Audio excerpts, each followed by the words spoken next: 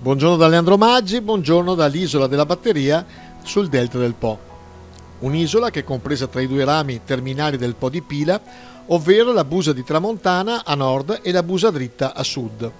Il termine batteria è da collegarsi ad una postazione militare posta all'interno dell'odierno villaggio abbandonato. Questo villaggio che vediamo, costituito da ruderi, è difatti cinto da una fortificazione militare, ma soprattutto è l'esempio di quanto ha fatto la subsidenza nel nostro territorio. Quindi, per chi volesse ancora ripristinare l'estrazione del metano nel delta del Po, ad esempio di quanto scellerata sarebbe questa scelta, queste sono le immagini che possono descriverla.